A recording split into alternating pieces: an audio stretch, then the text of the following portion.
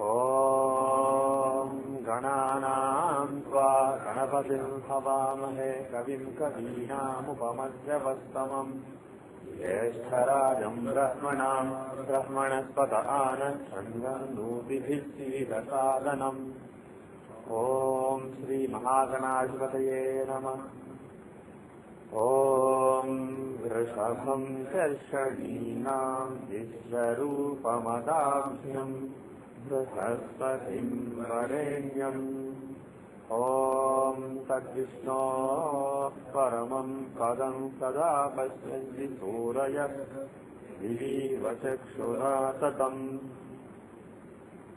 Om Ham Hrim Shrim Klim Hasav Jagat Prasutyai Namah. Everybody repeat after me. Hare Ramakrishna 3 times. Om Hare Ramakrishna Hare Ramakrishna Hare Ramakrishna. Okay, today we will see your chart. And we will see, you said that you rectified your own chart. So the class will judge how good your rectification is. Okay. So give me your data. I don't have it. October 21st, 1968. October 21st, 1968. 1968. Pradhatur is the place of birth. Okay. 6:31 p.m. 6:31 p.m. My mother said I was born after sunset. Yeah. On that day, and between 6:30 to 7:05 like that. Okay. Okay. Yes, I called So a couple of people who were present during my birth. Okay. Pradhatur is the place of India. Pradhatur. 78 East 33 14 North 44. Okay.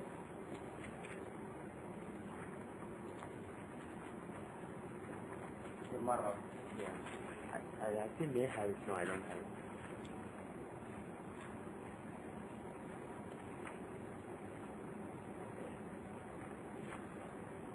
Okay, the data is October 21, 1968, 6:31 p.m. IST.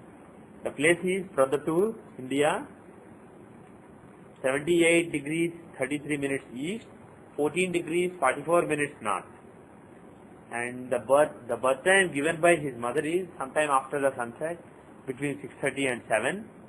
And he called people who were present at the time of his birth, and they said that he was born basically in that period. And then he rectified by himself, looking at the events in his life, the time to 6:31. And what we are going to do now is, we are going to see if it makes sense to us also. It made a lot of sense to him, that is why he rectified it that way. And we will see if it makes sense to us. Okay? Okay. Now events. Event is major event is marriage is on August 21st, 1997. Major event, marriage? August 21st, 1997. 1997. Okay. And then first I came to USA in February 1998. Okay. Then I have major change in job is April 2001. Yeah. Earlier I was doing small stuff as a consultant, but to get job here. Okay, consultant till then. Yeah. And then what happened in April 2001? I joined Oracle Corporation as a municipal developer. Joined Oracle as a Application developer. Okay. Okay, we'll see more events as we go on, but let us start with the events that you gave.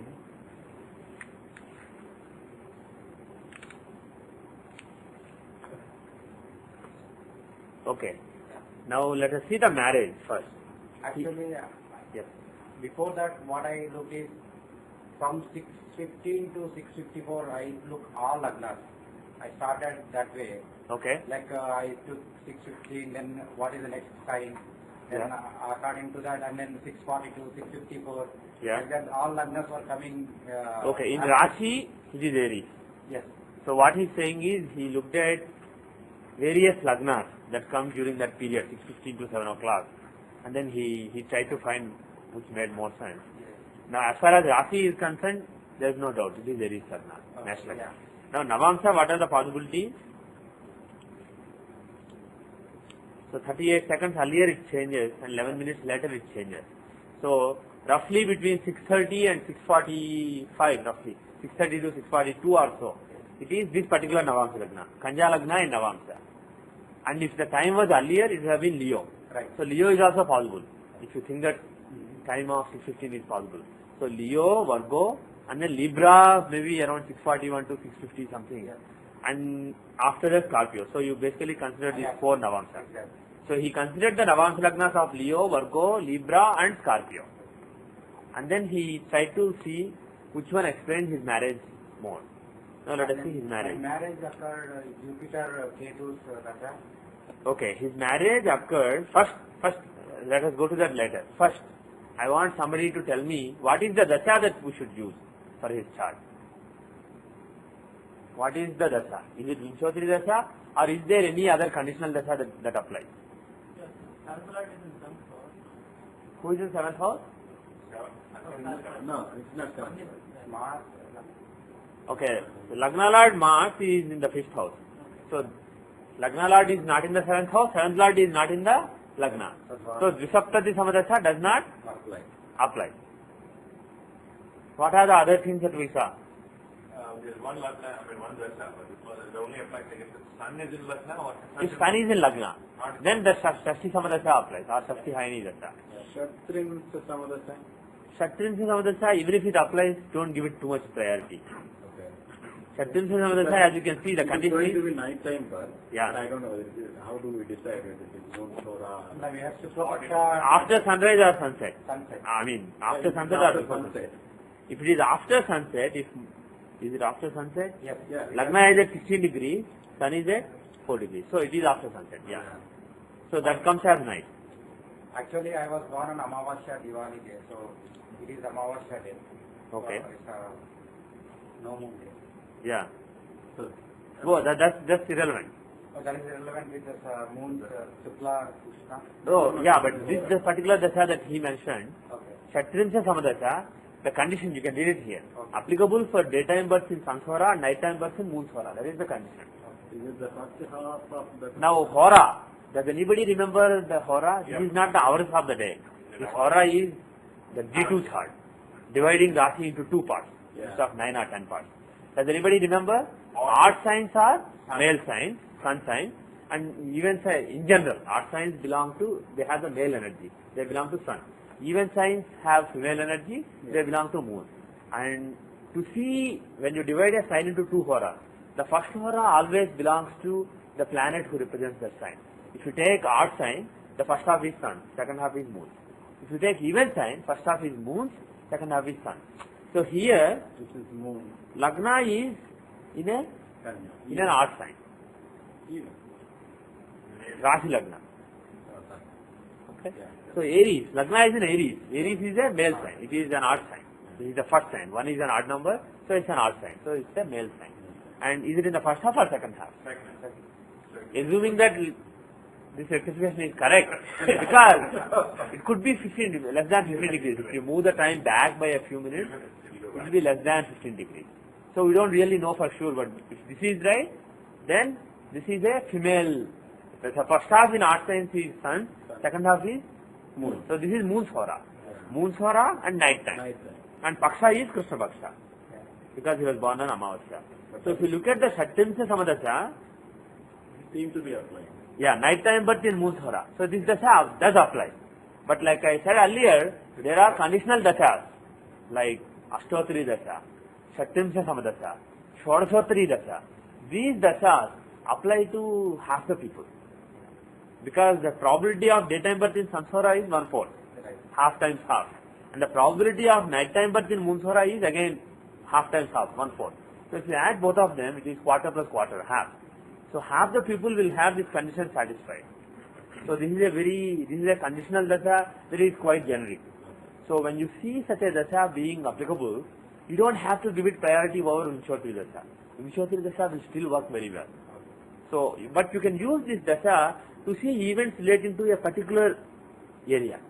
This dasha will still apply to him, assuming that his rectification is correct, this dasha will apply, but it gives readings about a particular area of life.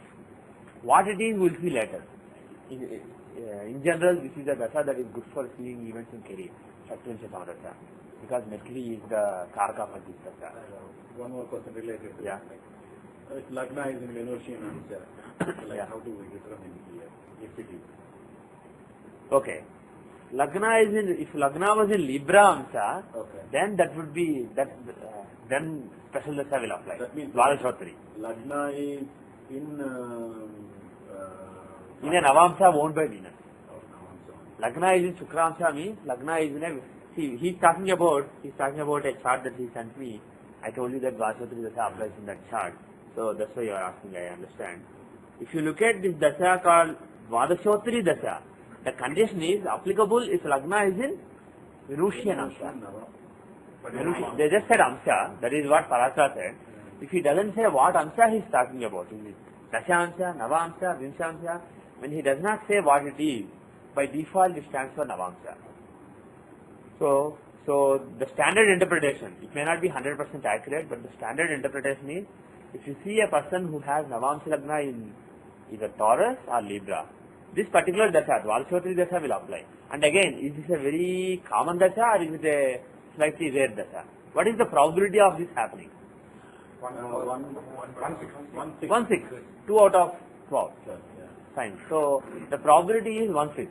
So again, it's not a very common dasha. Not every other person has it. 1 in 6 people have it. So this is again, if you see this dasha being applicable, give it priority. If you see Visaptati Samadasha applying in a chart, Lagna Lord in 7th or 7th Lord in Lagna, again give it priority. What is the probability of that happening? Lagna Lord being in 7th is half. 112. 7th Lord being in Lagna is? So 112 plus 112 minus 112 times 112. So theoretically it is 2 by 12 minus 1 over 144. So roughly 1/6, but exactly speaking it's 1 over 144 less than 1/6. Assuming that these two events are independent events. And in general they are, most of the times they are. There is no link between Lagna Lord and 7th Lord. They can be anywhere they want. Okay, so here, and there is another dasha called Panchotri dasha. Applicable if Lagna is in Cancer in Rasi as well as Dwadashamsha. What is the probability of this? What is that? 1/12 is for the Rasi, multiplied by Dwadashamsha is another 1/12. Yeah? So it's 1/12 is 1 by 144. 1 by 144? Okay. Everybody agrees? Isn't it if Lagna is Cancer and Rasi? Yeah. Right. So this is a very, very, very rare dasha. You don't see this dasha applying in any person's chart. I mean, applying in everybody's chart. You will see this applying in very few charts. So if you see this dasha applying in any chart, jump to this dasha, use this dasha. This dasha will decide their life. So this is a very common, rare dasha. Shashti Hari dasha, what is the probability of this? Applicable if Sun is in Lagna. Sun is in Lagna, what is the probability? 1/12. So again, this is a rare dasha. So give it priority. So these are the dashas that you should give priority to. Kshatriyamsha Samadasha or even Shodashotri dasha. Let's see Shodashotri dasha. What is the probability of this? This dasha is applicable if Lagna is in Moon's Hora in Krishna Paksha or if it is in Sun's Hora in Shukla Paksha. So there are, again this applies to half the people. What's the principle behind how the dasha is derived? Is it some sort of an astronomical principle, like a direction or something? You start the dasha in certain circumstances. This particular sorting off fell out, or what's the? Yeah, you ask a very loaded question. Unfortunately, I don't have a full answer to this. I know in the case of a couple of dashas, I know the logic behind how that particular sequence was arrived at, how the lengths were arrived at. There is some logic in the case of a couple of dashas, but I don't know about Shodashotri dasha. I don't know about all the dashas. There is some astronomical basis as well as basis in the stories from Puranas. There are scriptural stories which basically allude to these astronomical facts, and there is some theory, but I'm not really 100% sure to share with you. Could it be like a synodic progression of the entire movement of the planet's synodic cycle over? Yes, it does have links to those synodic cycles. Yeah. Some of these dashas. That's the research that I did. So. Oh, you did. Good. Yeah, I would like. I'm doing a lot of research trying to figure out. So which dasha are you focusing on? Vimshottari or? I'm trying to figure out how each dasha derives, so that basically we can come to the mathematical formula to get everything correct for every horse. Oh, great. We'll talk about it later. I would like to talk about what we have done so far. That's a very interesting thing, but let us leave it for now. Can you repeat the question? The question was, is there any basis behind why this dasha is defined this way? First of all, why should Mercury dasha come before Venus dasha and then Sun dasha? Why this order? And the length, if you see here, Mercury dasha is for 17 years, Venus dasha is for 18 years. So there is a particular length. In Vimshottari dasha, you have certain length. In this dasha, the lengths are totally different. You have another set of lengths. And on top of it, you have this condition. If this condition applies, then this dasha applies. Why? What is the rationale behind all this? Is it just random? Somebody arbitrarily, somebody dealt cards and then decided this dasha will be 18 years, next dasha will be Venus. There must be some logic. Nothing is arbitrary in the world. Everything has a logic behind it. So basically, Ted said that he is doing some research into finding the basis behind this based on the synodic cycles, etc. And what I said is, I know of some astronomical basis and some basis from the stories in mythology for a couple of these dashas, but I don't know about all the dashas. But it's a good topic for researching. Just a brief term of it, is it mathematical analysis? Or I just like a one-line brief. How are you approaching it? Is it some kind of mathematical analysis? It's astronomical. Yeah. See, we have to solve how the dashas are rationalized to apply them appropriately in every chart. There are so many different cycles. If you talk about astronomically speaking, there are so many different cycles, periodicities basically. So there are some links between those periods and the periods associated with the planets under various such schemes. So Shodashottari dasha is again, it is applicable in his case. And instead of applying Shatrimsa Samadasha, which is 36 years, Shodashottari is 116 years. So if you see a longer dasha applying, you should give priority to that. The highest priority should be to the rarest dasha, and the second highest priority should be to the longest dasha. So here the cycle is 116 years. So this is longer than Shatrimsa Samadasha. So if at all you want to apply a conditional dasha for him, the dasha that you should apply is Shodashottari dasha. I have one more question. Each one of these dashas, Yeah. they will basis and approach or the sense of that. Sun is Lagna, I presume, because Sun becomes how you, I don't know, he's guiding intelligence, maybe. That's it. Sun is not just, yeah, right. Sun guides the intelligence. Sun is basically the karaka for dharma. So such a person will stand for dharma. They will be principled. But should we apply to that only when we analyze the aspects of him, or should we apply for all of this? I mean, all aspects of that. That's a very good question. There are actually two views on this. One view is, because Parashara did not say what you should see from this dasha. This is an alternative to Vimshottari dasha. If you see somebody having Sun in Lagna, Shashti Samadasha applies to him, and you see everything in his life using that dasha. Whatever you would normally see from Vimshottari dasha, you would see from that dasha. That is one theory. The other view is, you see only events relating to a particular angle.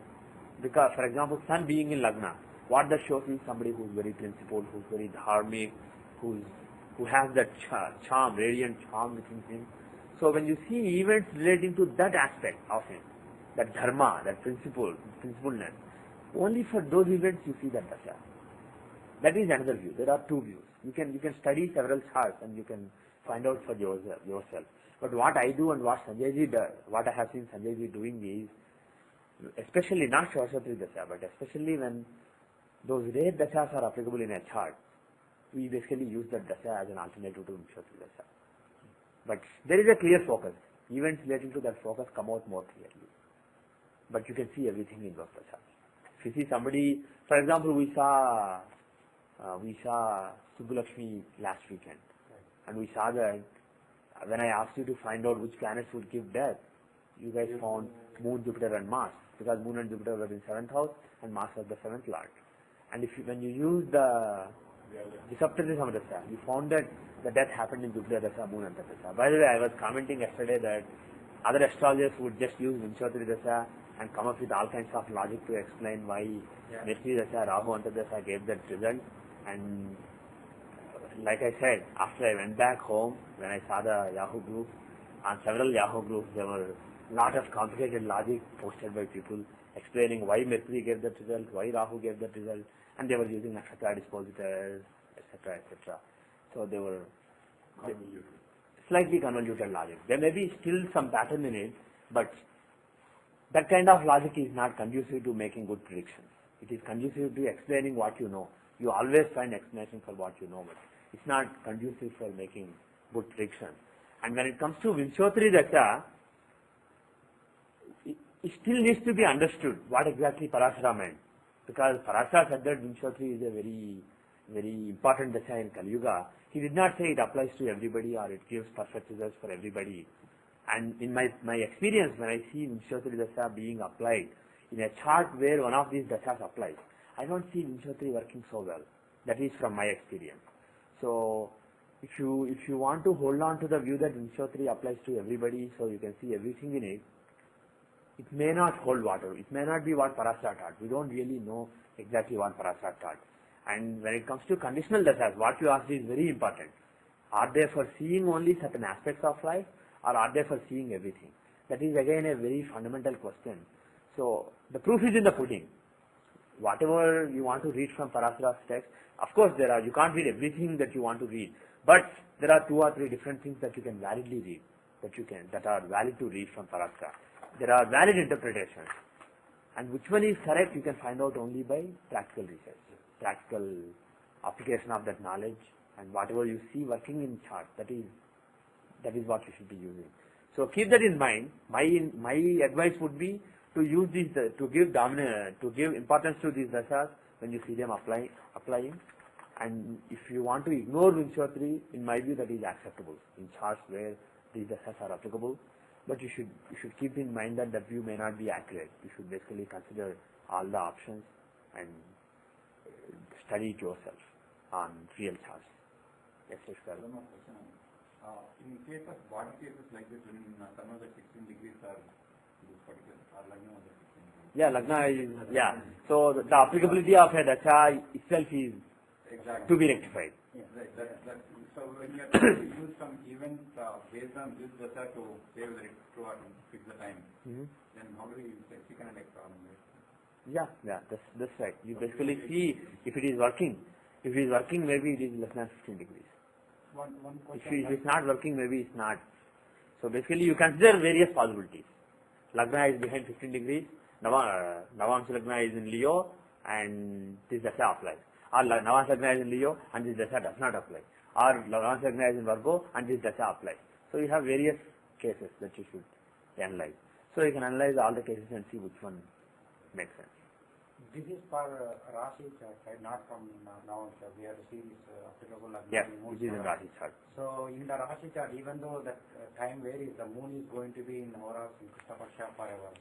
That is right, but the question is not moon's. Yeah, this moon's hora. Yeah. Hora is at the halfway point of the Rashi. Okay. At 15 degrees of every Rashi, hora changes. Okay. First 15 degrees are based on the nature of the sign. Because it is odd, first 15 degrees are sun's hora. But the second half will be moon's hora. It changes at every 15 degrees boundary. Okay. So because of that, his question is, had Lagna been slightly before, had your birth time been not 631, but been let's say 625 or 620, then this dasha would not have applied. Okay. So anyway, we don't find any rare conditional dasha applying in this case.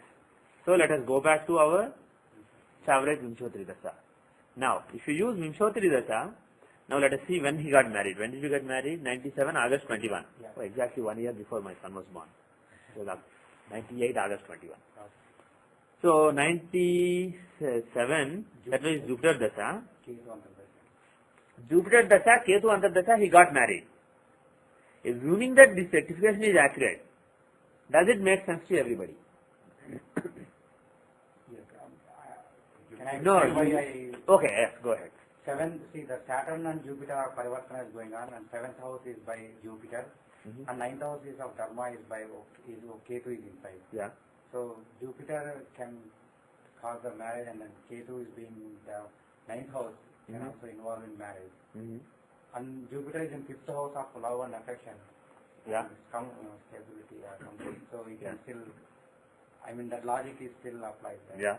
That's what I did. Very good. Very good. Okay. And then City Pravesha moon is the. Inversa will go later. Just this chart now. Yeah. So everybody buys his logic. Jupiter Dasha, because Jupiter is the 7th lord and he has a Parivartana with the 5th lord. So there is a nice Rajoga going on between Saturn and Jupiter there. And because of that exchange, Jupiter gives results as if he was in Lagna. He was in the 7th house. He was in his own Pisces. So Jupiter is certainly capable of giving marriage. And Ketu, his logic is Ketu because he is in the 9th house of Dharma. And Venus house. And Venus house. And also if you see the, what? Dharakaraka, yes. So he wants to become fancy, he wants to use Dharakaraka. Jupiter. Who is Dhara? He is Jupiter. Are you happy? Yeah. Okay. So Jupiter is Dharakaraka. So, who is Atmakaraka? Moon. Moon is Atmakaraka. Moon is in Lagna. Good, good. So Atmakaraka and Dharakaraka are together in Rashi and they are in trines in Navamsa. Very good. Okay. So, and another thing is when judging Antardasha in a Dasha, to see what is cooking during an Antardasha in a Dasha, I gave a principle to find the bhoga, to see what is experienced. Does everybody remember it? Count the houses from that. Mahadasha Lord to the Antardasha Lord, and the same number of houses from the Antardasha Lord. If you do that, what is the bhoga of Ketu? What is experience? Where are the experiences directed at in Ketu Antardasha and Jupiter Dasha? It is an ascendant. So a new beginning in a dharmic life, getting married is certainly possible. So Jupiter Dasha, Ketu Antardasha is a valid candidate. Okay. Now you said the Pravesh. Let us go to. So 1 second. Assuming that this is right, it can be 38 seconds earlier or 11.5 minutes forward. So this is the window that we have for this to be accurate. Now let us go to Tithi Pravesh. So Uti year 1996, right? Yeah. Okay. So I by heart a lot of times I looked. You did, okay. Moon, I think. Okay. Hora Lord is Saturn. Saturn, yeah. The ruler of the year is Saturn. In the Rashi chart, Saturn is the 7th Lord in the 9th house. So pretty good chance. Now look at the Dasha that gave him marriage. When did he get married? August 1997. Then Jupiter. Jupiter Dasha. August 21st. Jupiter Venus. So is that possible?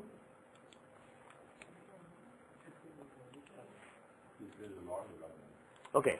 Can Jupiter Dasha give him marriage?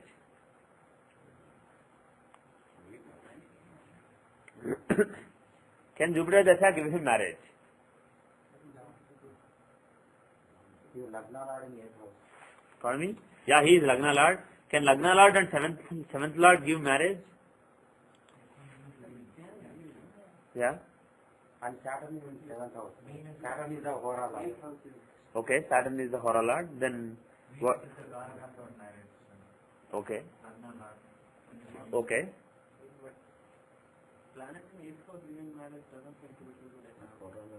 Okay, your point taken. But Jupiter and Ketu being together, is that good or auspicious or not? Jupiter and Ketu being together, is that? That's auspicious, but Yeah, it's in the 8th house. So what does it mean?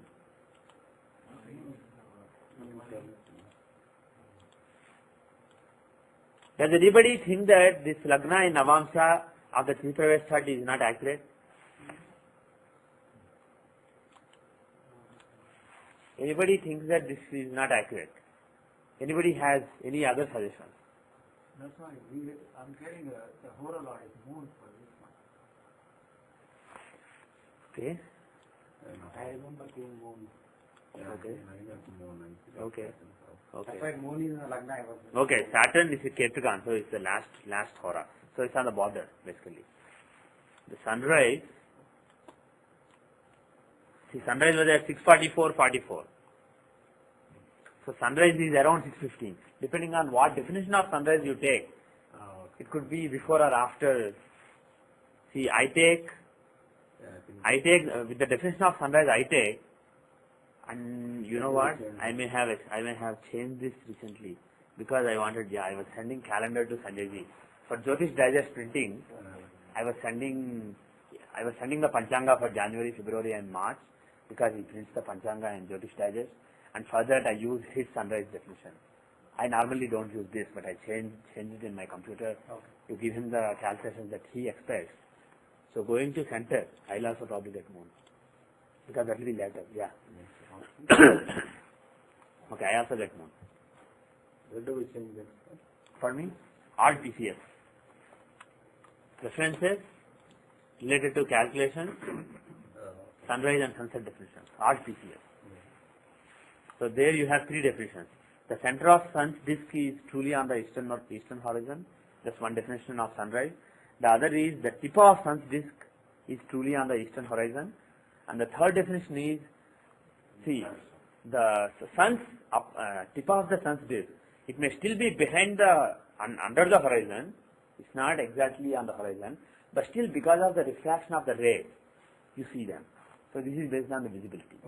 So when you just see the first ray of sun, some people take that as the definition of sunrise. And for certain rituals, that is indeed the definition that is taken. But in my view, for astrological calculations like Ghatika Lagna, Hora Lagna, and all these things, in my view, it should be taken when sun's center is exactly on the eastern horizon. Basically, Lagna and sun have an exact conjunction. That is the definition of sunrise. And when Lagna and sun are exactly opposite each other, that is the definition of sunset. That is the definition that I use. This is one of the, there were a lot of differences between me and Sanjayji, and in some cases he changed, in some cases I changed. We came close in the last 3 years, but this is one of the remaining differences between us. He uses the apparent rise of sun, when not even exact tip rising. What he uses is, tip is under the horizon, but still you can see it because of the refraction. The problem, my problem with this definition is, it is very arbitrary. What you mean by when you can see is totally arbitrary. It depends on the atmospheric conditions, like the atmospheric pressure, the temperature, cloudiness, and if there are clouds, you may not be able to even see. And if you say, well, had there been no clouds, then where you would see sun. If you say that, that again depends on the atmospheric pressure. Had there been no clouds, maybe humidity would be less. Maybe you will see sun 1 minute, 1.5 minutes lower. Because the exact angle of refraction, it changes on the weather. It changes based on the weather. So it is totally arbitrary. The definition that Sanjayji uses is totally arbitrary, and I cannot accept that definition. If you take the true, the tip of sun's disk being truly on the horizon, that is again something that's not arbitrary. That is well defined. Basically, it's ill-defined, not just arbitrary. What he uses is an ill-defined thing. Software does it somehow, but it just assumes average conditions, average weather conditions. But it's a very ill-defined construct. On the other hand, the top two definitions are well defined. But if you see my definition, the center being on the horizon, there is a symmetry there. Basically, Lagna, what Parashara taught is, when sun rises, Ghatika Lagna and Hora Lagna are exactly at the location of sun. Whatever the longitude of sun is, Ghatika Lagna and Hora Lagna are exactly conjoined with him, and then they move. And they move with various speeds. Ghatika Lagna moves 5 times with the speed of Lagna. Hora Lagna moves with twice the speed of Lagna. So there is certain symmetry. With my definition, at the time of sunrise, Lagna will be exactly where sun is, because Lagna is the eastern horizon. Ghatika Lagna will be there, Hora Lagna will be there, everything is conjoining. And then they move away from sun with different speeds. With Sanjayji's definition, at the time of sunrise, Ghatika Lagna and Hora Lagna will be exactly with sun, but the Lagna will be slightly away. So there is some loss of symmetry there, loss of systematicity there. So in my view, the definition is definitely wrong. One day Sanjayji will definitely accept this definition, in my view. But we still have to wait for that. So if you change back, I also get moon Hora. So if you take moon Hora again, Moon is the Lagna Lord in Rashi chart, and in Navamsha, the other Hora Lord, Saturn was in the 7th house, but this Hora Lord Moon, he is in Lagna itself. He is the 5th Lord in Lagna. So, there is a good chance of getting married. Now, Jupiter Ketu, is it? First of all, does it make no sense at all? Jupiter giving marriage. Who says that it makes no sense? Does it make some sense? You say no sense. Why? Jupiter is Lagna Lord, and in the Rashi chart, he is the 7th Lord. I mean, he is the 9th Lord. Dasha makes no sense. That's what I'm saying. Dasha, Jupiter, in Rashi chart, he is the 9th Lord, Dharma. And in Navamsa, he is the Lagna Lord. So, why can't he give marriage? Since he is in 8th house, we can't rule out that he cannot give marriage. Yes, So just I- because he is in the 8th house doesn't mean he can't give marriage. He may create some Being obstacles. Lagna Lord, yeah, there may be obstacles. Yeah, there were some obstacles. Like what? Like we marriage was in doubt because we couldn't reach in time, like that. So there is a lot of Tension. uncertainty about marriage. Uncertainty. Tension, okay. Yeah, our vehicle got accident, so we have the marriage vehicle, we couldn't go. See, Jupiter is 6th Lord also in the Rashi chart. Physically, also, disease or accident all possible. 6th Lord in the 6th house. Okay. In Navamsa, Jupiter is in the 8th house. That means in following Dharma, Navamsa is purely Dharma. In following Dharma, there are some tensions. Getting married, going through the marriage ceremony is basically following Dharma. So in that Dharma, there are some obstacles and there is some anxiety. Had the same Jupiter been in the 7th house, suppose Lagna was Aries. If Lagna is in Aries, Jupiter is 9th Lord in the 7th house, again he can give marriage. His Dasha is capable of giving marriage. But then again, you won't expect lot of tensions, etc. But let us say Lagna is in Taurus, then you won't expect marriage at all. So Taurus Lagna in Navamsa is ruled out. Aquarius, is it possible? Possible, but not a strong candidate.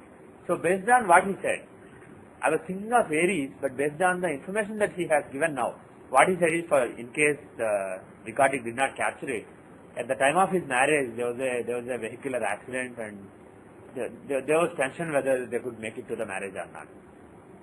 Okay. And another thing is, in the Rashi chart, Jupiter is in the 6th house. And from this, you can't see that there will be tension relating to marriage. What you can see based on this is, there will be some physical suffering, some either accident or disease, but some physical problem. 6th house shows accidents and diseases. So one of those problems is possible during Jupiter Dasha. That's all you can say. From the Navamsa chart, you can see some tension relating to a dharmic thing. And Jupiter being Lagna Lord, his agenda is to get him married or to get him started in his dharmic life, to give a fresh start in his dharmic life. That is Jupiter's agenda. And Ketu, he is the 9th Lord. Again, he is the planet of, he is showing Dhamma here. And both Jupiter and Ketu are traditional planets. So whatever marriage they give is likely to be traditional marriage rather than falling in love, running away from home and getting married to a girl. This is a marriage that happens with the blessings of elders. It's very traditional marriage. But those Jupiter and Ketu being in the 8th house, they can give some anxiety, some tension. Okay. Now let us go to the next event.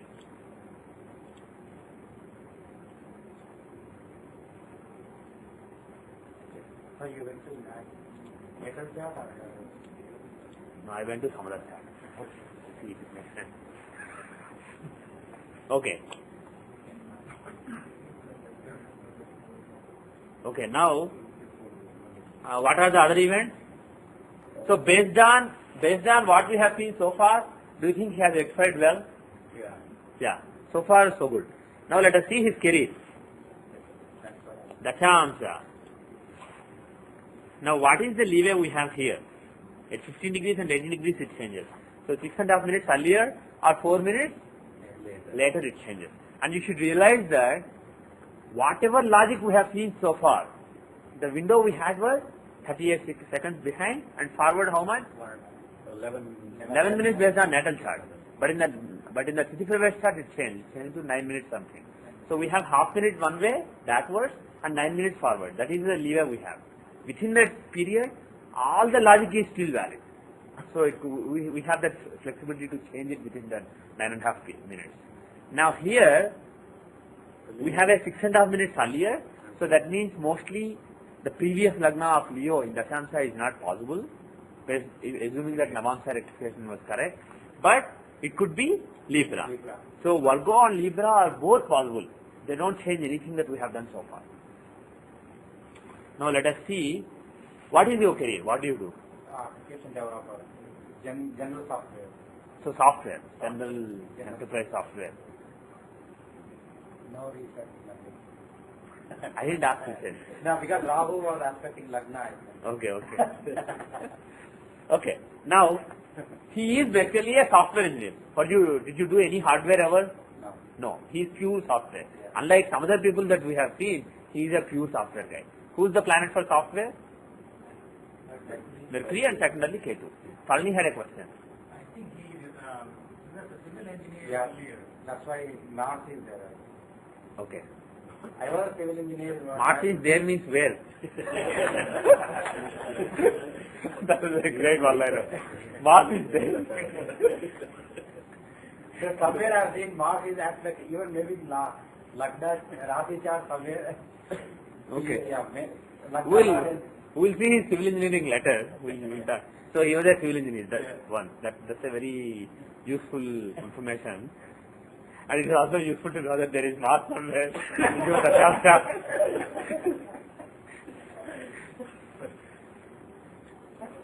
Now let us go to Vinchotri Dasha. Actually, Jyothishya is When were you a civil engineer? During what time? 90. So when did you start working? From 1990 itself. He started working in 1990. And when did you After May. and when did you finish? When did you stop being a civil engineer?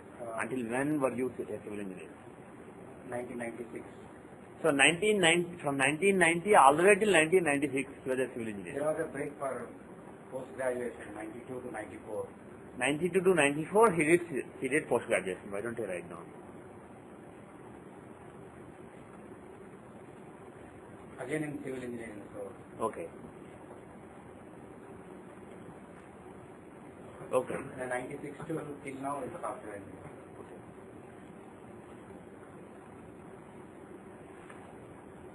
Okay. Now, first of all, forget civil engineering.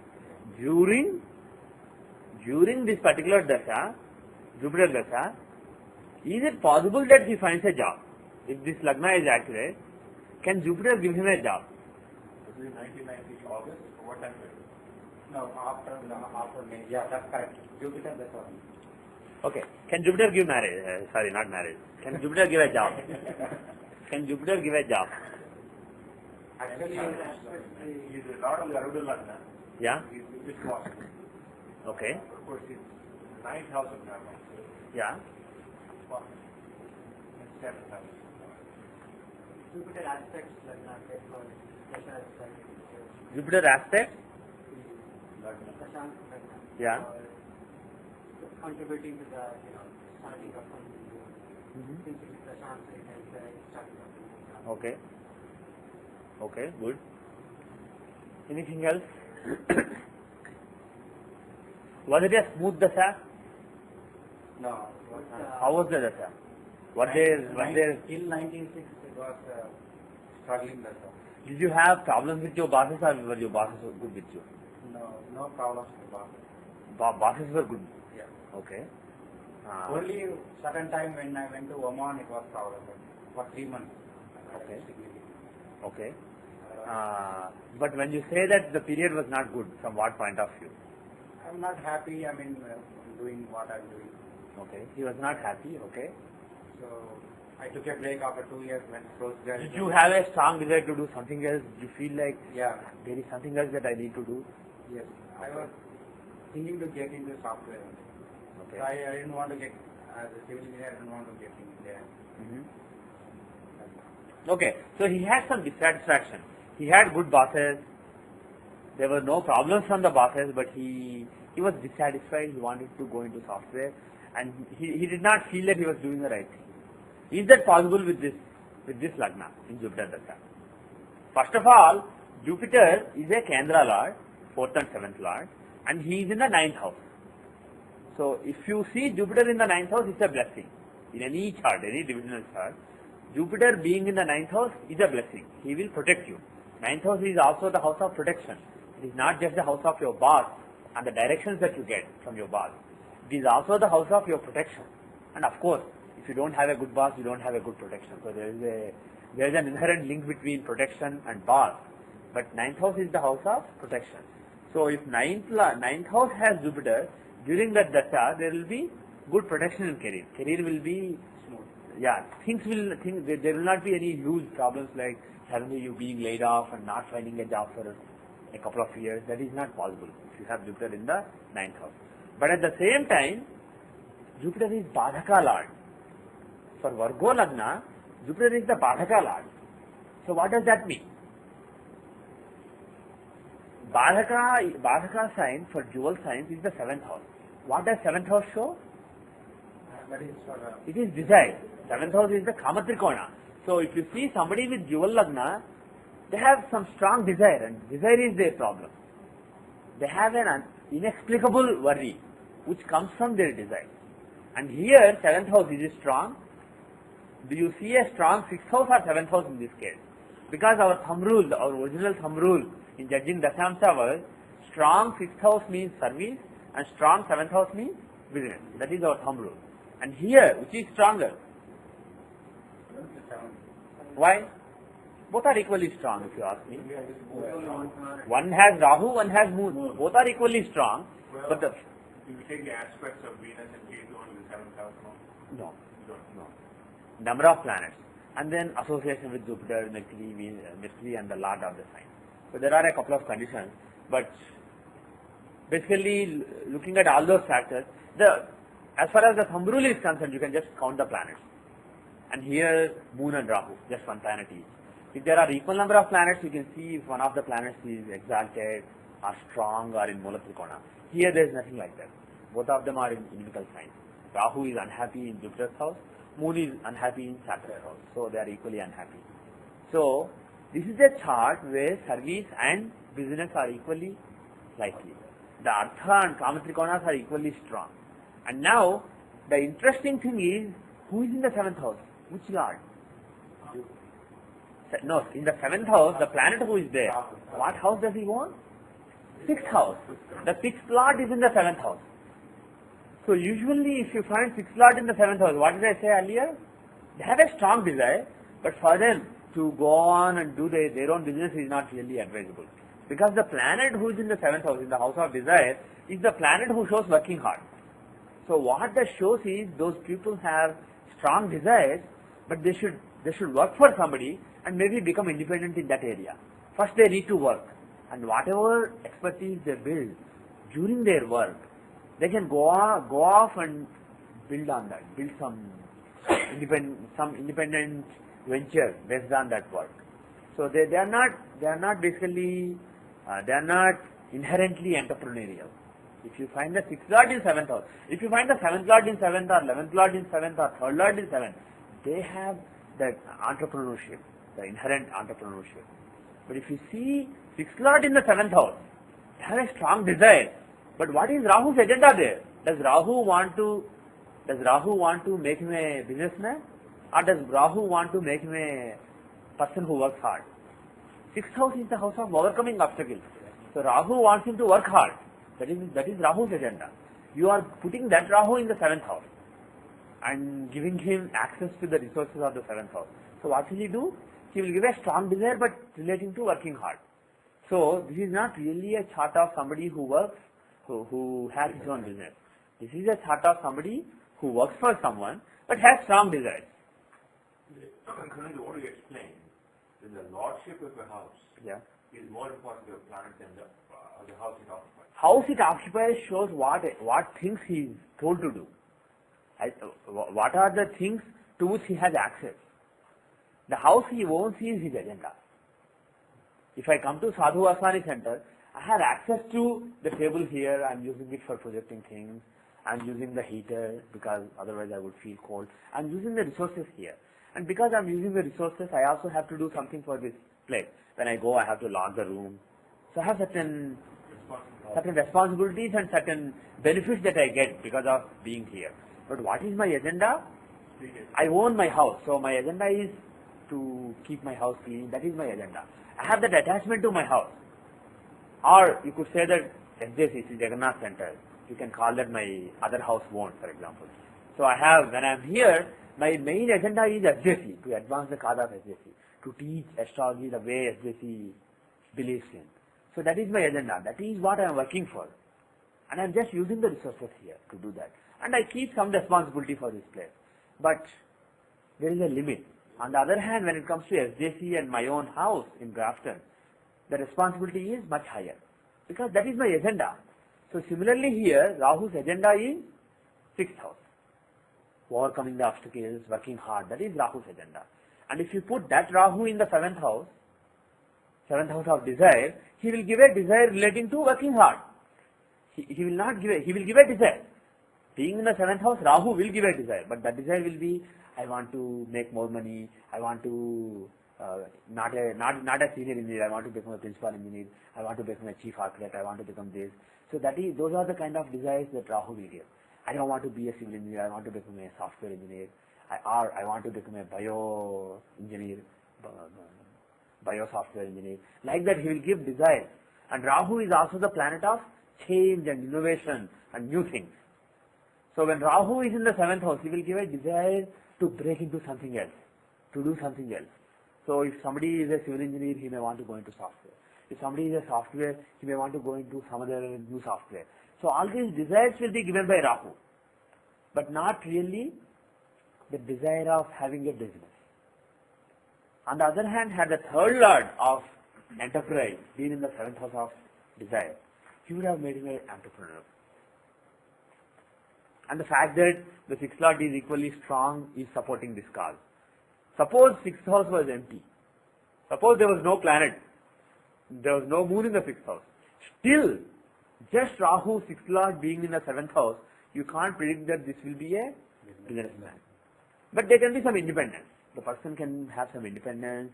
The person can have strong desires. He can, whenever he works, some people work because it makes them happy. It gives them satisfaction. Some people work because they want to get something in return. What you get in return is very important to them. That is Kama Trikonas. If Kama Trikonas are strong, for them what you get is the important part. If Dharma Trikonas are strong in Dasamsa, for those people, doing your Dharma and doing something good, that is important for them. If Artha Trikonas are strong in a person's chart, he may not have such a strong principle stand, he may not have any strong desire in getting something in return, but they do something because they like doing things. They can't stand, basically, they can't be idle. They want to do something. Even if they win $100 million in lottery, they want to still go and do something because they can't be idle. If Artha Trikonas are strong in a person's chart, they want to keep doing things. They want to get something done in the society. So they are do something kind of people. And Dharma Trikona people do the right thing kind of people.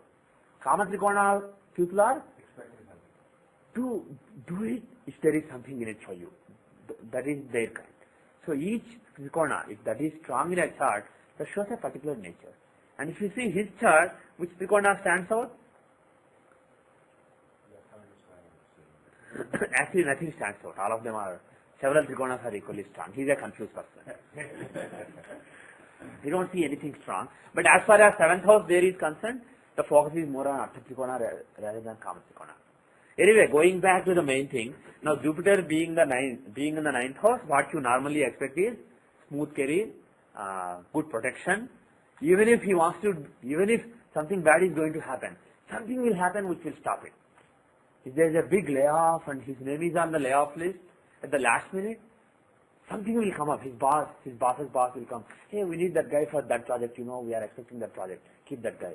So suddenly his name will be removed from the list. Something will always be saving them. Now, if the 9th lord is, if the 9th house has Jupiter, that person will be saved always, especially in Jupiter Dasha.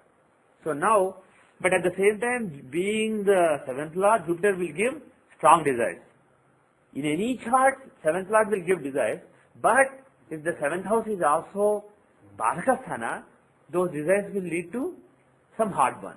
some inexplicable tension, inexplicable unhappiness. Badhaka is always some kind of negativity, some worry, some unhappiness. And it is inexplicable. You don't really know why. You don't know why you want to be a software engineer, why you are so worried about going into software. Why not just be happy as a civil engineer? But you are unhappy, and you want to put your finger on why exactly you are unhappy, you don't really know. Is it that? It's just like that. It just happens like that. That is the nature of the troubles given by Badhaka Lord. And now, let us go to the other event. You went for masters 92 to 94. 92 to 94. Until then you had only bachelors. Yeah. Okay. 92 to 94. Roughly Jupiter Saturn Antardasha, Saturn Antardasha, he went to post-graduation in civil engineering.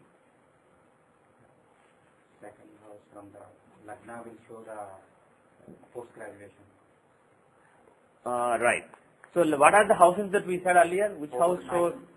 The fourth house shows basic education.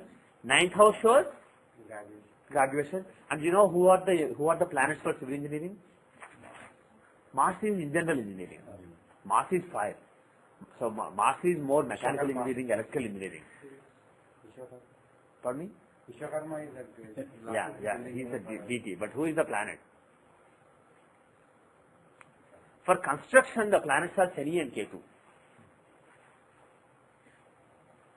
So for civil engineering, the planets involved are Shani and Ketu, and some people say Venus also, secondarily, because you construct beautiful things then. But Shani and Ketu are the planets for civil engineering. So Shani, yeah, perhaps, yeah. So Shani and Ketu being in the, Shani being in the 7th house, having Ketu Sargala, there is a, pardon me? 9th house. 9th house, yeah. Shani being in the 9th house, having Ketu Sargala, definitely having bachelor studies in civil engineering is a possibility. There are several other possibilities, but it is definitely a possibility. And the second house is, that shows the post-graduation or masters. And that house has Jupiter and Saturn aspecting it. And especially Saturn being the 9th planet in the 9th house, also associating with the second house. If you see links between 9th and 2nd, usually give preference to that planet, even if another planet is associated with the house. Because usually people tend to do masters in what they studied in bachelors, even though it's not always a certainty, usually there is a link.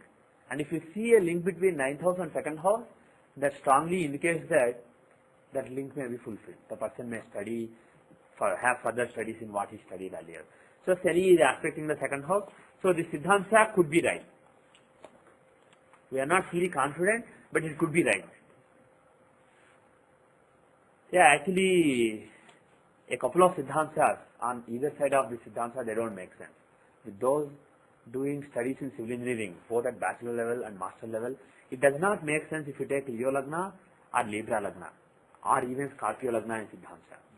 So mostly, this Siddhanta is pretty accurate. If you want to say something? Even Jupiter till 92, even though I graduated in 90, Yeah. I didn't do graduation till 92 because maybe what it expresses is Jupiter in 12th house, that's why I didn't do the Jupiter in the? 12th house. Yeah. That's why I didn't do the post-graduation gap. Why, how can we explain that gap? Which gap? 1990 May, sometime in May I graduated. Oh, in Jupiter you did not do Post-graduation. post-graduation. Why? Yeah, That is your question. Okay, his question is, why did I not do post-graduation in Jupiter? It's tough to answer because Vishwatri is not really fine-tuned for doing those things. Let me see another dasha. I'm just, because I convinced that it is because it turns out. Yeah.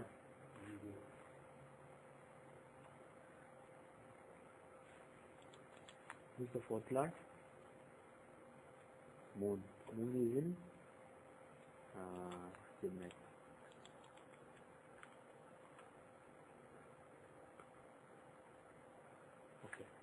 Okay. I will, when we do Narayan Dasha, remind me. When we later do Narayan Dasha, I will take this example. But Narayan Dasha is more fine-tuned for seeing these things. But what you can say is, the logic that you gave is reasonable because Jupiter is in the 12th house. But still Jupiter could have given masters. And had he given masters, it would have been relating to some other area, not relating to civil engineering. Jupiter in Leo, so it could be some management, administration, some financial things, or something relating to legal matters. So something else he could have given rather than civil engineering. Because Saturn is the planet who is giving it. When his Antardasha came, then the event came. It waited till Saturn Antardasha came. So that's what you could say. But the question that I want to ask is, why is he learning astrology so seriously for the last few years?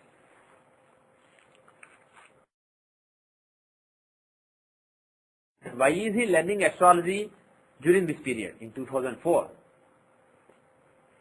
Why? Because that should be seen from this chart. Siddhanta is not just civil engineering, it is astrology also. The 8th house is going to look at. What are the 8th house is Mars has a lone house. Yeah? Mars is lone house. So let's look at what Dasha is running. Yeah? He is running Jupiter Dasha now. Jupiter Dasha. Antardasha is Rahu Antardasha. Why so much astrological? See, he learned astrology so well. In the beginning he did not know much. He learned so well that he rectified his own chart, and we are reasonably convinced.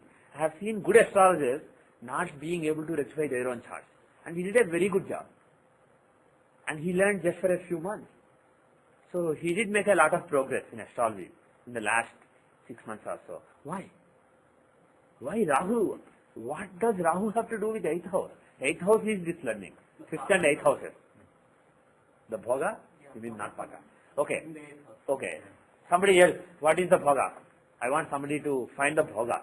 In Jupiter Dasha, when Rahu Antardasha comes, what is experience in the matter of learning? Find the Bhoga. Which house is Rahu in from Jupiter? From Jupiter in Leo, Rahu in Gemini is in the 11th house. From Rahu, what is the 11th house? Aries, 8th house. So during this particular Antardasha, what is experience? The 8th house matters. So a lot of occult knowledge will come to him during this Antardasha. Is that clear? Okay. Now, any other event? Actually, I have even seen D3 and D. Okay, D3. What did you see in D3? So children is what? Saptamsa. Yeah, sorry. These are children in Saptamsa, right? Not in D3. No, D3 is for brothers and. Good. Okay. I got confused. I wanted to say D7 first, then D3 later. Okay. So he is looking at his Saptamsa now. Actually, Okay. I looked at it to see whether I can have children like 2 sons and 1 daughter. How it is justified. So who is first? Son. Son, daughter? Yeah, 2 sons first and then last. 2 sons, twins or? No. Okay. Son and daughter. Yeah. Okay. So he has a son and then another son and then a daughter. In case of twins, do we consider the second? Yes. The next one. Yes. So it is even sound, even sign. So I will count backward 5 houses. Okay. So Jupiter is falling, so Sun is falling. Okay. First of all, what are the main, before even doing individual children, to see happiness with respect to children, how lucky one is with respect to children, what are the basic principles? You have to see the strength of the 5th lord of Rashi chart in Saptamsa, and secondarily, you have to see the 5th lord in Saptamsa chart. What is his strength? 5th lord because he is a male. Had he been a female, we would see the 9th lord in Saptamsa. So this is the basic principle. Now, let's do it quickly. Who is the 5th lord in Rashi chart? Sun. Is he well placed in the Saptamsa? Yes. Yeah. He is in a trine. Sun is in Scorpio in a trine, in a friendly sign. What more do you want? He is in a Mitrasthana, friendly sign, in trine, Trikona. So he is strong. What about the 5th lord in Saptamsa itself? And count normally here. The 5th lord is? Mars and Ketu. Mars is exalted. One of the lords is exalted. So overall, he is lucky with respect to children. You don't see any major problems. If you see the 5th lord in Saptamsa being in the 6th house, or 5th lord of Rashi chart being in the 6th house, or both, then you can suspect that there is some problem. So you don't even have to count them. The person may not even have children. Or if he has children, there will be some problems. There will be some delay in children being born or some problem after children are born. There is some misfortune there. That's what you can say. But here you don't see anything like that. Overall, he is very fortunate. Now do your counting. The first child, because it is an even sign Cancer, you go backwards. The first child is 1, 2, 3, 4, 5. Okay? So Jupiter Yeah. should be fine. Well, the Lord is Jupiter. You should see based on the planet who is with him and the sign where he is. And Pisces, does Pisces show a male child or female child? Do you remember the rules? The rules are odd signs are male children, female signs are even signs are female children, but the exceptions are Gemini, Cancer exchange, Aquarius, Pisces exchange. Those are the exceptions. So now Jupiter is in Pisces, and Pisces is, it shows a male child. Okay. And Saturn is actually a neuter. He could show either. He could show male or female. Right. And typically he tends to show female more than male. But the fact that Jupiter is in one sign there along with Saturn, the Lord is right there. So he will influence Saturn, and moreover the sign itself shows male child. So male child is a possibility. But with this I could not say 100% with 100% confidence that the first child will be male. Only 80% or so. That is my confidence level. Because Saturn can give female children. What would the Rashi aspects be? You don't see Rashi aspects at all. It's the sign and the planets who the planet is with, the Lord is with. But if Jupiter was with Venus there, we would have expected it. Yes, but Venus would be exalted. So again, it's not as strong here. Had Jupiter been with Moon, I would have said daughter with lot of confidence. So you have to mix the indications from the sign and the indications from other planets. And when you have to use, finally you use Jupiter being a male, Jupiter showing male child as the tiebreaker at the end. You don't use it at the beginning. Your logic was Jupiter, so male child. That's bad logic. The logic is Pisces, so male child, Saturn, so probably female child, and tiebreaker is Jupiter. Jupiter will show male child. So that is the correct logic. Now, the second child. Is Mars. Now, by the way, the second child is Mars. Is it Mars or Saturn? Saturn. You don't see from the sign, you see from the Lord. So second child will be from Saturn. And where is Saturn? He is Jupiter. Again the same thing. And This time we count Jupiter instead of Saturn first. this time we count Jupiter. The influence is not Saturn now. Saturn is the planet, he is the tiebreaker. The main influence is Jupiter. And the sign is Pisces, again male. So either way it is male. So you can say with 100% confidence in this case, the second child has to be a boy. Now third child. First of all, can there be a third child? Who is in between? You have to jump over Rahu. But is it possible? Usually when you have to jump over Rahu, either it ends there or it jumps over him and gives one more child, and that's the end of it. And in order for him to jump, there has to be a strong influence there. Usually we say that Jupiter or Venus has to be there. There has to be a strong Jupiter influence. And here we have Sun, who is the fifth lord of the Rashi chart. He is the planet. Sun is the planet who shows children in the Rashi chart. And such a strong Sun who is in a trine from Lagna, that Sun is there, and Jupiter has a Graha Drishti on him. So Jupiter does have the desire to bring another child. So because Sun and Jupiter are joining forces, that is why there was another child. And again, this is something that you cannot predict confidently. If you gave me this chart and if you ask me whether there would be a third child, this is something again on the border case, tough to predict. But because of Jupiter's influence, and because Rahu is also in Jupiter's house, you can conclude that Jupiter will reign in Rahu, and he will allow Sun to give another child. So the next child will be given by who? Lord of that house. Who is the Lord of that house? Scorpio. Why Mars? Why Ketu? You say Mars, I say why Mars, then you say Ketu. Yes, Mars and Ketu. How do you choose which one? There has to be a logic. What is the rule? First rule. The first rule is whoever is stronger. What is the second rule? Sorry, I said it wrong. The first rule is whoever is with more planets. The second rule is whoever is aspected by Rashi Drishti by Jupiter, Mercury are the dispositors. That is the second rule. If the first rule does not resolve the tie, you go to the second rule. If both the planets are with the same number of planets, you use the second rule. The second rule is, you see whether Jupiter is having sign aspect on the planet, whether Mercury is having sign aspect on the planet, and whether the lord of the sign where the planet is, that planet is having sign aspect or not. Count the three. See how many are having Rashi Drishti. And whoever has sign aspects from more out of those three planets, he will win. And the third rule is, if that rule does not resolve the tie, third rule is whoever is exalted, he will win. And then there are more rules. We will leave. Usually these three rules will result in a tiebreaker, result in a break of the tie. And here, Mars is with 0 planets. Yeah. He is alone. On the other hand, Ketu is With Venus. with Venus. So who will dominate? Ketu will dominate. So definitely the next child will be given by Ketu. Now, what will that child be? First sign, Gemini. Does it show male or female? Gemini is female. Venus, the planet is Venus. Male or female? Female. Clearly female. So Venus and Gemini. So this is Pakka. This is 100% female. And my daughter's Rashi is Gemini. Lagna is Gemini. Oh, good. Does she have a strong Venus in her chart? Very Venusian. Where is her Venus? I don't remember exactly, but her is Gemini. Okay, good. I will look into that. Okay. I think she has Venus. I was thinking, yeah. Some Venus influence is there, I don't know. Yeah, confirm it, okay? Because there is a strong Venus there with Ketu.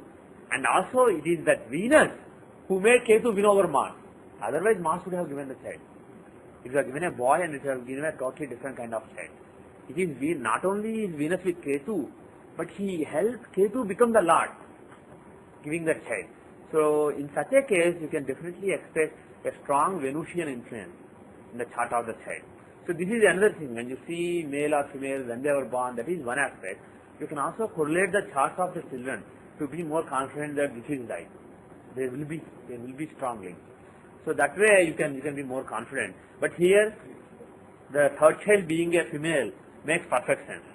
So Saptamsha also you pass the test. Now Drekana, what did you see in Drekana? Is there another child? No. Unlikely. Usually when you jump over Rahu, that is the end of it. You either don't jump or you jump with difficulty and end up there. That tail also came with lot of desire, sir. Okay. Unwillingly, he came accidental. Usually when you see jumping over Rahu, either it will not happen, or if it happens with lot of effort, lot of blessings of God, blessings of the Gurus, it happens. And if it happens, it just ends there. Okay. Now, Drekana, what did you see in Drekana? This one I didn't work much. This was the last class. We decided that in Drekana we can count the brothers and we can narrow down the time like that. Yeah. The last, so I didn't Actually, we can't narrow down. Drekana has 40-minute window for every Lagna. It's not for narrowing down. It's not for knowing. 2 hours period to 40 minutes time like that. Yeah, okay. So I didn't work much on it. Okay. I still looked at it. Do you have any brothers or sisters? I have two elder brothers and one elder sister. Okay. And one younger brother, two. Okay, let us take just one sibling as an example to see that this generally makes sense. Let us take one sibling. Pick one sibling. Pick one interesting sibling My immediate. who has some events in life. My immediate sister is died, so I just looked at. Okay, immediate younger or elder? Younger sister died. Immediate younger, so born just after you. Just Okay. Okay. How do you see the immediate younger sister?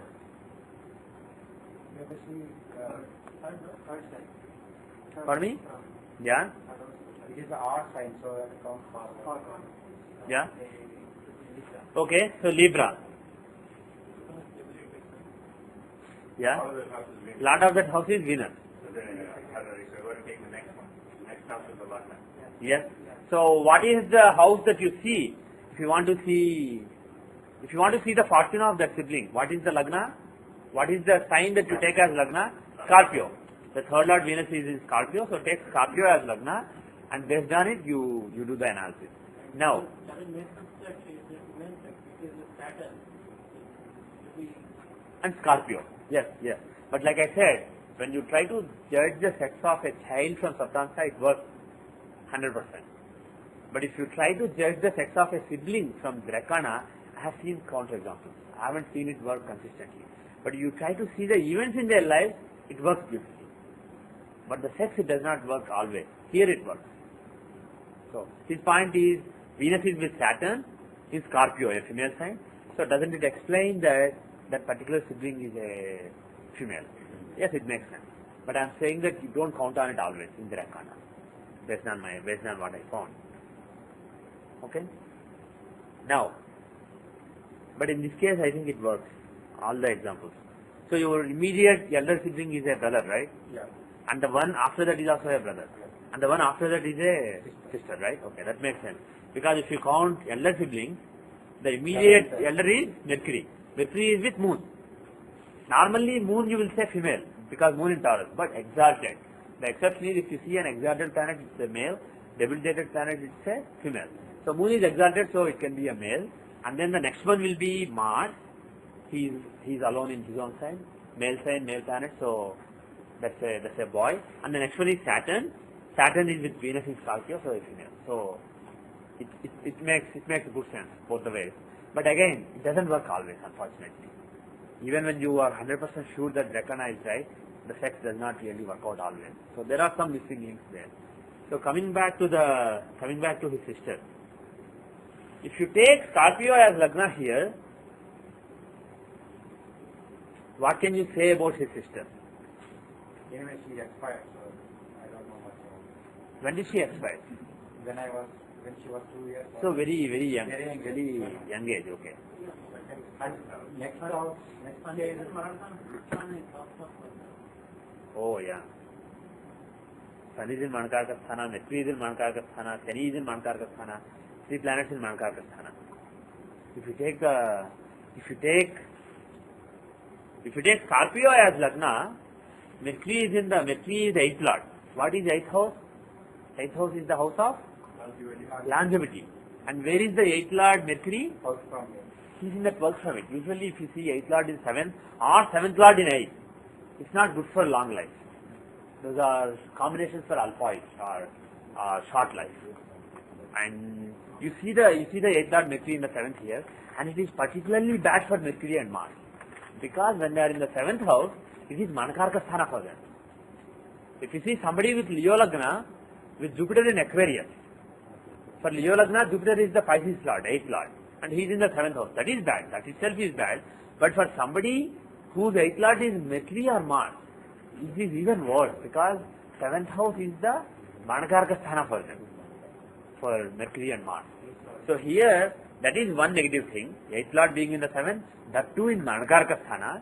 So that means longevity is totally destroyed. Whichever lord is in Manakarka Sthana, that house is destroyed. If you see 4th lord in Manakarka Sthana, that person may have bad relations with mother, or mother may die very early. There is some misfortune related to mother. If you see the 8th lord in Manakarka Sthana, that means longevity. There is a problem to the longevity. The person may not live for a long time. And here there are 2 other planets in Manakarka Sthana. Sun is in Manakarka Sthana from Scorpio, and Saturn himself is in Manakarka Sthana. He is in Lagna. So there are 3 planets in Manakarka Sthana, including the 8th lord and 1 planet in Lagna. So overall, we can't really say that she will pass away within so many years, 2 years or 3 years. But you can say based on this that this is the chart of somebody who does not live long. It's an alpaish chart, less than 36 years. Within 36 years, when is tough to say, but definitely less than 36 years. Yes? How do you say Manakarka Sthana? How do you figure out? How do you figure out? The rule. The rule is, see here software cannot help you, but in the Rashi chart, from Lagna software can find you. If you click on this, and if you say, so where is it? Planets in Manakarka Sthana, it will find. And the rules are, for Sun it is 12th house. You can write this down. Sun 12th house, Moon 8th house, Mars 7th house, Mercury 7th house. Some people say 4th house also. but there are classics that clearly say 7th house. So Sanjay ji used to teach that it is 7th house, but later he changed that it is 4th house, and he is known to change 2 or 3 times just to test you. So I don't know what is his final view on this. Originally he taught 7th house. His book says 7th house, but he gave 4th house in one of the private sessions, and he said that he found 4th house in one of the classics. I don't know which one. He did not remember which one, but apparently there is a classical basis for it. But 7th house does also have classical basis. That I know for sure. So you could take 4th or 7th for Mercury. Mars is 7th. There is no controversy. And Jupiter 3rd house, Venus 6th house, Saturn 1st house, Rahu 9th house. That's it. Ketu does not cause Marna. He causes only moksha. Okay. Last time you explained the logic to why all. Yeah, I gave some logic. Yeah.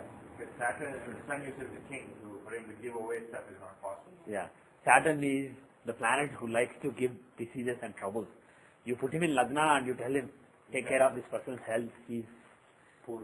He is unhappy there. So these are basically positions where the planets are, excuse me, planets are so unhappy that whatever, they have to focus all their energy on getting things done. So their primary responsibilities they forget.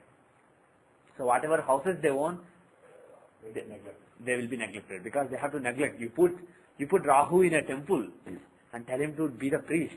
He has to work so hard. Rahu is like he's a rogue. You put him in a temple.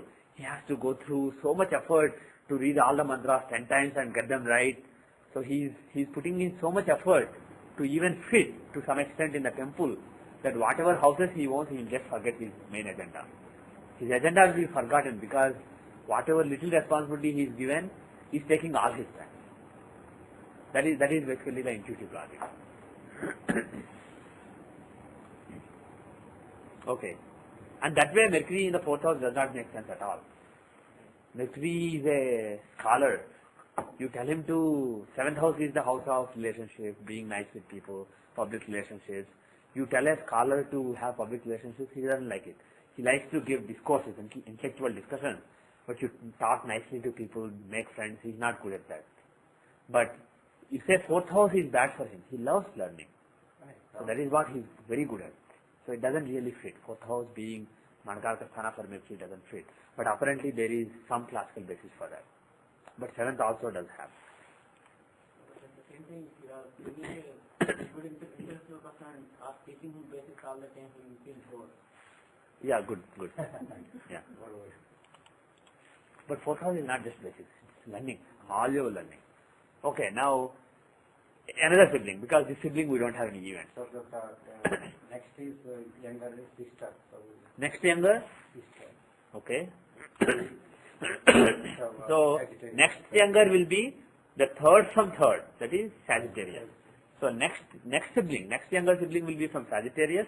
The Lord Jupiter is in Virgo and he is not with any planet, so you go by the sign. Virgo is female, so it's a female child. So he has a sister, younger sister, and you take Virgo as Lagna to see what happens in her life. Okay. Actually, we discussed that chart before. Oh, we did? Okay. Yeah, so it's not. Okay. Fine, let us go to another chart. Because I looked at that, so that was making little sense. Very good. Because we discussed her marital life, everything in the chart, in the house. Okay, we did, okay. Yeah. Okay. What does her husband do? She now, before ex-husband, you can say. Okay. She was software engineer. Okay. Does it make any sense to any of you? If you see this chart, second younger sibling's ex-husband or husband being a software engineer, is that possible? 7th house is again limited. No, not 7th house. What is the rule I gave to see the spouses of siblings? Upapada. So take not Sagittarius, Virgo as Lagna, take Upapada from there. So that means you take the Arudha of this house. In the software you can easily find it by looking at AL, because this is Lagna itself. So look for AL, it is here. So this is the Upapada from Virgo. Taking Virgo as Lagna, that is the Upada. So, the husband, the first husband, if you want second husband, it will be 8 from Upada. But if you want the first husband of second younger sibling, it is from Sagittarius. Whatever little you can see from his chart should be from Sagittarius. And what is his career? 10th house is Virgo, a sign owned by Mercury, and the Lord Mercury is in the 6th house. And the 6th house is really strong. So 6th house will decide the career. Because out of 2, 6 and 10, 6 is strong and the 10th Lord is also there. So the career is purely decided by Mercury. So being a software engineer or logical person, mathematical person, analytical person is quite possible. Okay? So I passed Rekha also. You passed the Rekha, yeah. This rectification makes sense based on everything that we have seen so far. Okay, let's see D20. Vinshamsha. Did you look at your Vinshamsha at all? It changes 1 minute 13 seconds earlier. Actually, I looked D16 for the accident, but Okay. I didn't know what Vinshamsha. Okay, we'll look at D16 also. Okay, Vinshamsha.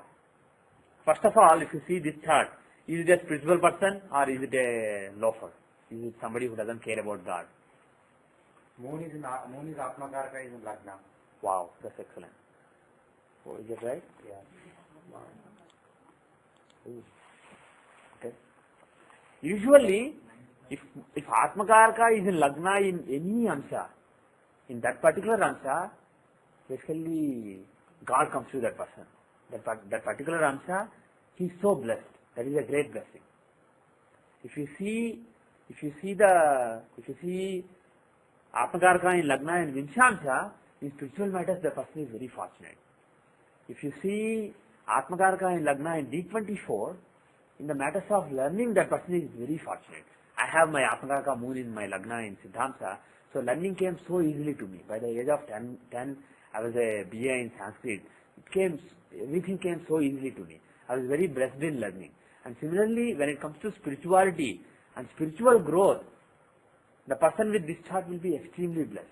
It comes very naturally to him, without any effort. And similarly, if you see Atmakaraka in Lagna in Shodashamsa, lot of comforts will come to that person. And if you see Atmakaraka in Lagna in Navamsha, what Parasara said is that person will be born as a king. He will be born in a royal family and he will do lot of good karma. He will have so much wealth and resources and he will put them to good use. Okay, so that is so Atmakaraka moon is in Lagna and Lagna Lord Jupiter is in 7th house aspecting Lagna and moon is also the 5th Lord. 5th Lord of devotion. And Lagna Lord Jupiter and 5th Lord of devotion moon having a Raj Yoga on Lagna, this is brilliant. It's a brilliant Maharaj Yoga. So, if this rectification is correct, he is a great spiritual person. He is a very spiritual person. I don't know.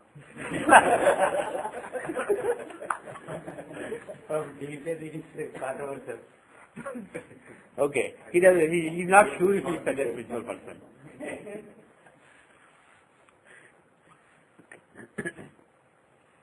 Who are the gods that you like? You have attachment to, special attachment to. Special attachment to Krishna, Lord Krishna. Okay. Okay. So, does it make any sense? Is this Vinshamsa reasonable with that? Which house shows the god that you have special attachment to? 5th house. So, it can be sun or it can be moon. The Lord moon or the planet there sun. And especially because that moon is in Lagna having all these Rajogas, moon can dominate. But it could have been Shiva also. Sun could have given Rama or Shiva. But moon can certainly show Krishna, especially in Pisces. It can be Krishna. Pisces can also show Jagannatha. There are various forms based on the signs, but definitely Krishna is a possibility. And who is your Kuladevata? That means Veerabhadra, Ishvara's son. Ishvara's son, Veerabhadra. Okay, that also is quite possible. Mars is there. So it is, yeah.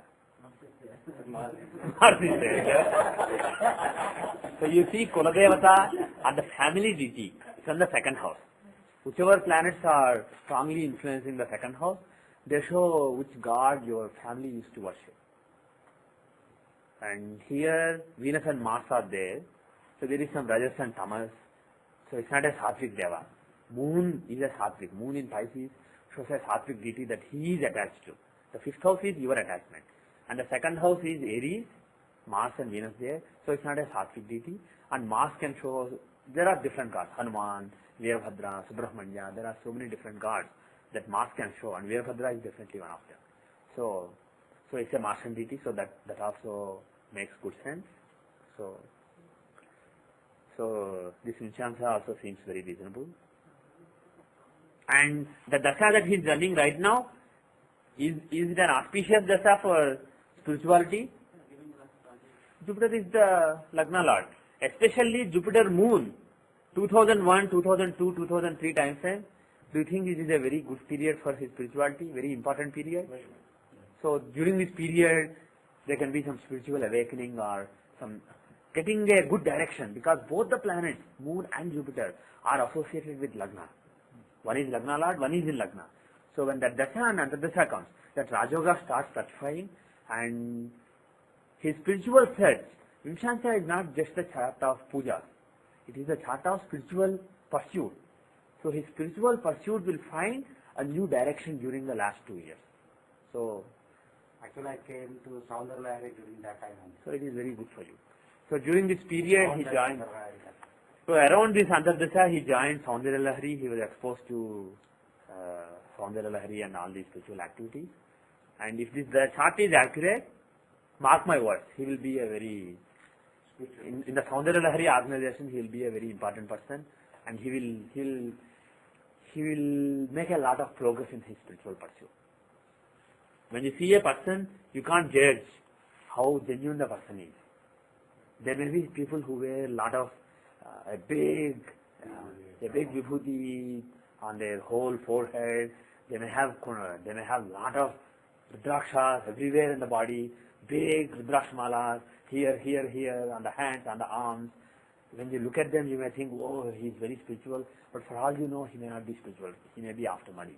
For all you know, I mean, there are people like that in today's Kali Yuga. Don't judge the book by the cover. Pardon me? Don't judge the book by the cover. Yes. Dil ko dekho, chehra na dekho. Like look at the heart, not what the face shows. And if this chart is accurate, he's a very spiritual person. Actually, Jupiter is ending, so that's what I Shani will come. Yeah, Shani is coming. Yeah. I wanted to see how it is going to be. Yeah, how will it be? Can anybody venture to say how Shani Dasha will be as far as Vinshamsa is concerned?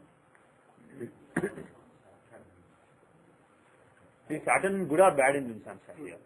He's good. He's in the 12th house of moksha, of spiritual pursuit, sadhana. He's in one sign, giving Vimala Yoga. So it's a very good Dasha. He's in a Molatrikona. He's in his own Molatrikona. So 8th house and 12th house are very important in the Vimshamsa. So this is a Dasha when there will be spiritual experiences, etc. So it's a good Dasha. But in Rashi chart, he is in 12th house. Yeah. He can give losses. Because of he is in. I'm only talking from the spiritual point of view so far. Even in the Rashi chart, being in the 12th house, he can show a lot of spiritual experiences. He can give you tapasya, he can give you very good spiritual experiences. But if you want to see physically, materially what he will give, let us see. In the Rashi chart, That will cause any problem. both of them are badhakas. Okay. Badhakas are in the 12th house. That is good. Yeah, that is damn good. You are right. Badhaka being in the 12th house is good. So any tensions or inexplicable worries will come to an end. So it is a good period from that point of view. And usually people are worried about career.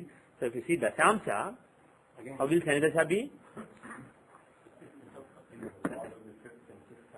Shani is the 5th and 6th lord. So in this Dasha, do you think he will have a business? No. No. And Shani is in the 12th house. Is that good or bad or ugly?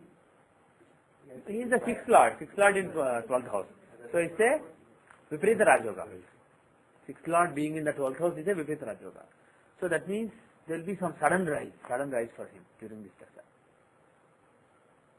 Right? And from the Arudha Lagna, where is he? Because that is the status. 10th house. 9th house. 9th house. From the Arudha Lagna, he is in the 9th house. So he will protect the status. Planets in the 9th from Arudha Lagna will protect the status. So he will have a good status. His image will be protected by Saturn. So that is good. On the other hand, if you look at Jupiter, he is the Arudha Lagna Lord, but where is he from Arudha Lagna? 6th house. Jupiter being in Arudha, in the 6th from Arudha Lagna, is it good or bad? It's bad. Jupiter, bad basically from the material point of view. Jupiter is a sattvic planet, very saintly planet. And 3rd and 6th are the house of fighting and achieving things. And if you have Jupiter or Mercury or Venus there, it shows a loser from the material point of view. Or it can show a sadhu. And given that he is not a sadhu and he is a software engineer at Oracle, it basically makes him look like a loser. And don't take it negatively, I'm sorry, don't take it negatively, but otherwise Jupiter is well placed in the 9th from Lagna, so you will be protected, but at the same time, this is not a period when you will look like a great winner. This is a period when you will look like a laid back person who doesn't try, who doesn't want something really high and mighty. He just becomes happy very easily, and he's not a great winner, he's not a very successful person. That is how you will look to people as far as your career is concerned during the last few years. But Shani will boost that image because he is in the 9th house. Planets in the 9th house are very good from Arudha Lagna. Yes. Yes. Not bad. What do you mean bad good? You don't see it for bad good. See, we should stop looking at everything from the good bad point of view. No, I mean, not much of critical. Yeah, okay. Okay. Jupiter is an Ananta Amsa. So during this Amsa, the focus is on spirituality, understanding things, etc. So it's not really so promising. But Saturn, where is he? Indra. For me? Yeah. Yeah. But he is in the first house. Yeah, so what? He is the 5th Lord also. 5th Lord associated with Indra Amsa is very good, especially in a trine from Arudha Lagna. And being the 6th Lord also, he gives Vipis Raj Yoga. So, yeah, it's excellent. So, in my judgment, Saturn, is he definitely in Indra Amsa or is he on the border? He's not on the border, he's in the middle. So, I mean, had he been at 27 degrees 1 minute, if Ainamsa changed a little bit, he could be different. So, everything, all the calculations shown are very brittle. If something changes, then things can change. So, you have to keep that in mind. Otherwise, predictions go wrong. But here, Saturn is at 28 degrees. Dashamsa borders are 27 and 30. He is well in the middle. And definitely, the error in our Ainamsa cannot be 1.5 degrees. It can be a few minutes, maybe a couple of minutes, maybe 3 or 4 minutes. There can't be more than that error. So definitely he is in Indramsa.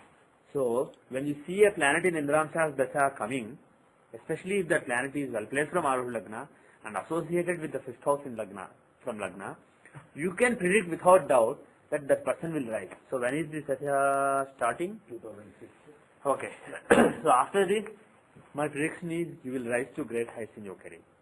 You will become some big fan. So good luck. 1.5 years. Yeah. It may not happen as soon as Saturn comes. Usually, in Saturn Dasha, usually it doesn't happen immediately. Saturn is a slow planet. You tell him, hey, by the way, you're supposed to make me a big manager. When will you do? Yeah, I'll do it. He'll say. He's not in a hurry. 19 years to do it. I have 19 years to do it. But within Saturn Dasha, I think you will rise to great heights. Okay. Actually, I looked at 12th house, so that's why in the email also I said Saturn is in 12th house, it will be bad like that, I find. Is it Rashi Saturn? Yeah. Not even in the sun. Dasamsa and Rashi, I looked at 12th house, so it will do. Actually, Jupiter can give some health problems, etc., being in the 6th house from Lagna, and Saturn can remove them, being the Bhadra Lord in the 12th house. Saturn is actually better, even from the physical point of view, not just career. Okay, yes. We have seen it here in the class. Yeah. We have been trying to fix his Lagna. Yeah. We know certain physical characteristics. Can we use that to, fix the Lagna? Yeah, you can. Yeah. Actually, my Chitta is more, so Yeah. First thing is Aries Lagna, and no planets there, and Sun aspecting it. So, what is the nature of the person? Aggressive is different. I'm talking about the body. Lagna is basically body. Sure. The attitude, the mental outlook, that is from moon. And if you look at moon is with Jupiter, Mercury, Ketu, all very sattvic planets, so he is not likely to be aggressive. See, aggression comes from the mind. So is what associated with moon? That shows your mental attitude. But Lagna is his body. And as far as body, physical body is concerned, there is a lot of fire in it. So what does the physical body fire do? It doesn't make you aggressive. It dehydrates you. One strong hint I will give you is, if you see somebody having a strong pitta, you will see bald head. You will not see a lot of hair. Pitta burns your hair. So you see somebody bald headed, you can guess that they have a strong pitta in their chart.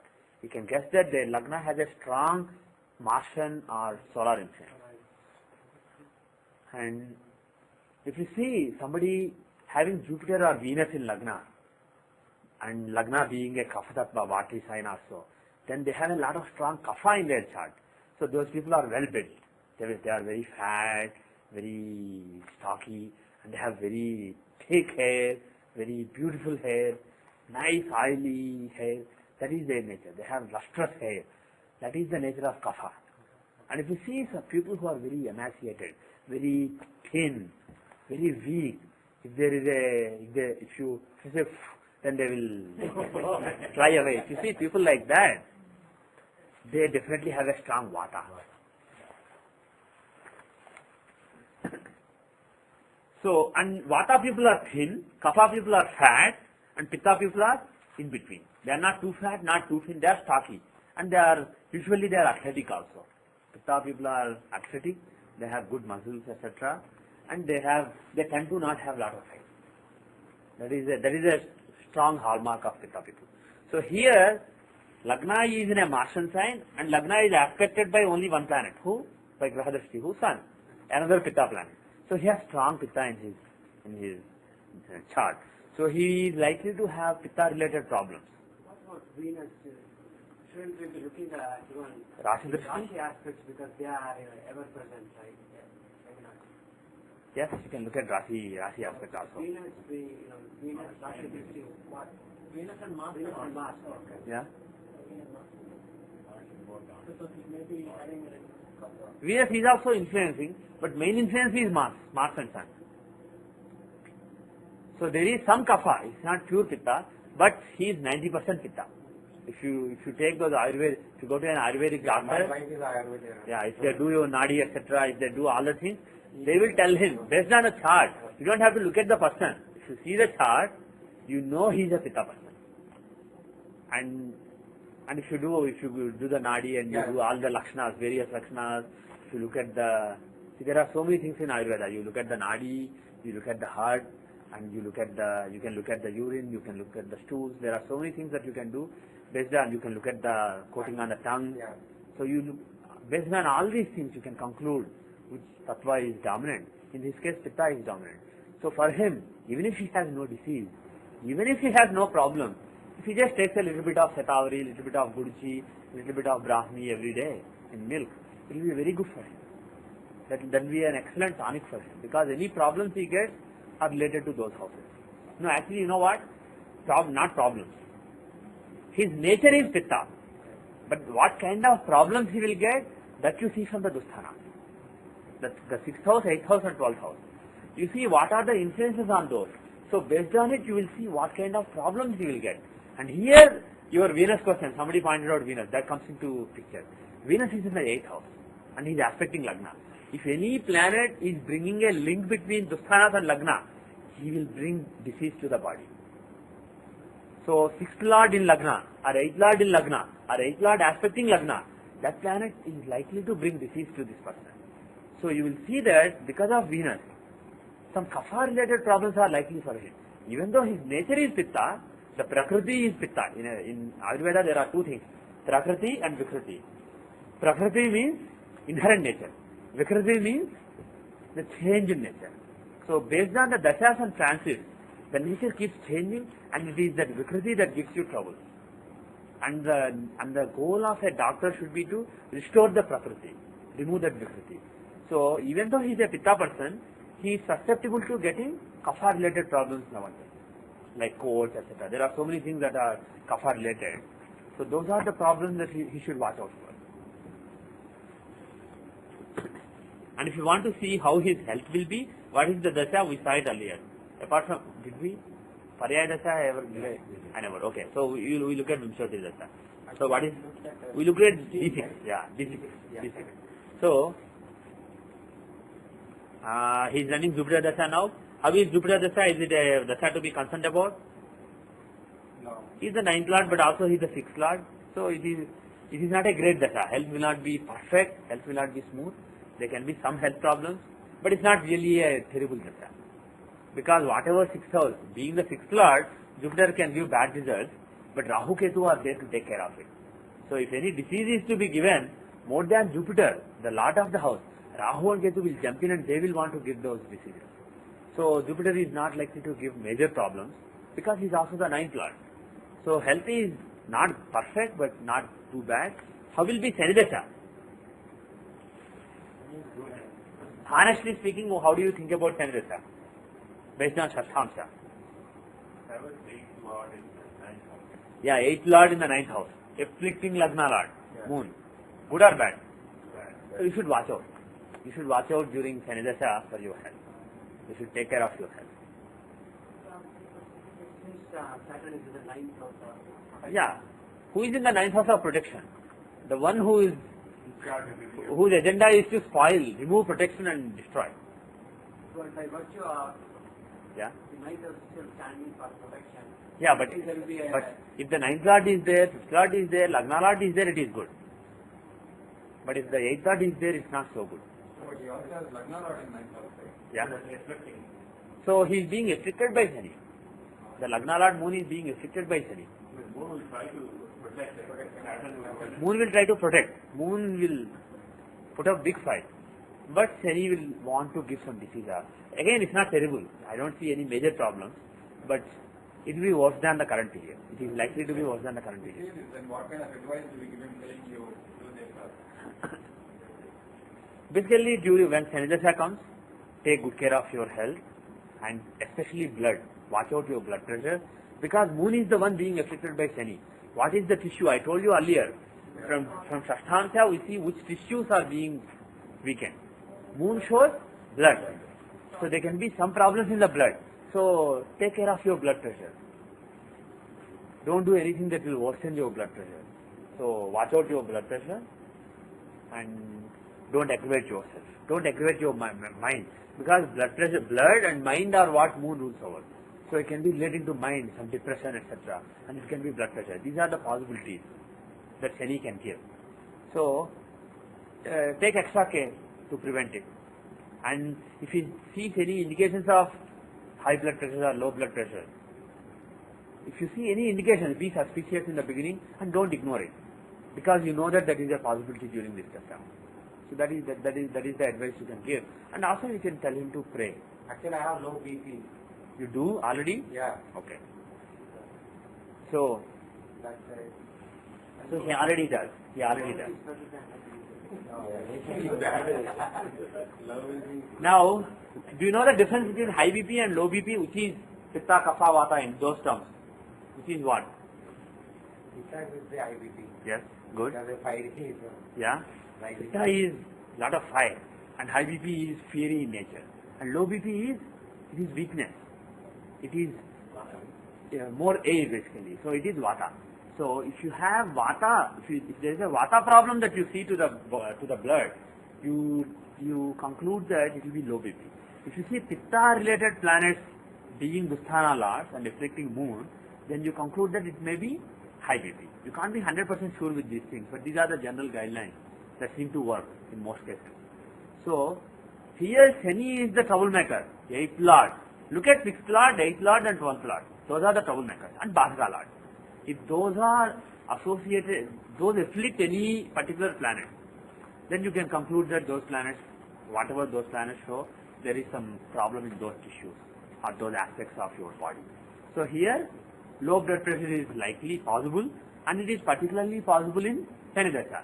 So I was expecting that he would get it in Shani Dasha, but he said that he already has it. Which means, what does it mean? It can get worse. It is already there even in Jupiter Dasha, so it can get worse in the Shani Dasha. So you should watch out for it and you should take precautions. You should watch what you are eating and not increase Vata in your body. Take foods that don't increase Vata and basically take herbs that keep your blood pressure high. Now, financial position. Let us see financial position. Yes. With regard to these characteristics, Yeah. my question actually pointed at the facial characteristics. Right. Facial characteristics. Aries, usually they have a round face. Yes. So for different lagnas, there are different characteristics that are given in the classics. So you can read standard books, and they don't work always. But usually you see Aries people, they have a round face. They don't have a narrow face like this. They have a narrow rectangular face. They have a round face, a big round face, almost like a circle. So one answer also is round face. Yeah. What are your observations regarding the highlights of all these 12 rashis, like people born in? Yeah, I saw different kind of people, different kind of faces with each lagna. So they are general guidelines. They don't work always. Yeah. More than the nature of the face, if you look at whether a person is fat or how thin or fat the person is, from that you can conclude whether this lagna is right or should be Taurus. If this person came to you and he told you that I'm either Taurus lagna or Aries lagna, he said that I was born between 7 and 8, let us say, then you can conclude that he is Aries lagna by looking at him. So concluding the lagna by looking at a person is very risky. Things like Pitta, Kapha, Vata, they work always. But this lagna having this kind of face, they don't work always. No. Let's say somebody comes to me like there are some things in the standard, like very big ears or very big eyes or very big nose. Yeah. So for example, let us say somebody has big eyes. There will be a strong Venusian influence in the chart. You should see Venus in lagna or Venus aspecting lagna or Venus owning lagna. There has to be a strong Venusian influence. That again always works. There are things that always work, but things that don't always work. Now let us see about his financial position. Okay. Did you see Kashinath Hora? No, I mean, because second house is for property. Yeah, house, wealth. Yeah. Well, so my second house lord is in Lagna. I thought I have good wealth. Yeah. Venus shows good health when his dasha comes. Yes. Okay, so what dasha is he running now? Jupiter. How is Jupiter dasha for wealth, financial position? Let us not go by what we know or what we guess. Just look at the chart. Jupiter, is he well placed or is he badly placed in the Hora chart? Lot of the 9th and 12th house, protection and expenses, etc. Yeah. He's a good planet, but he's in Manakaraka Sthana. See, if you click these planets in Manakaraka Sthana, Jupiter in 3rd house, Rahu in 9th house. He owns 9th and 12th houses and he owns 11th house.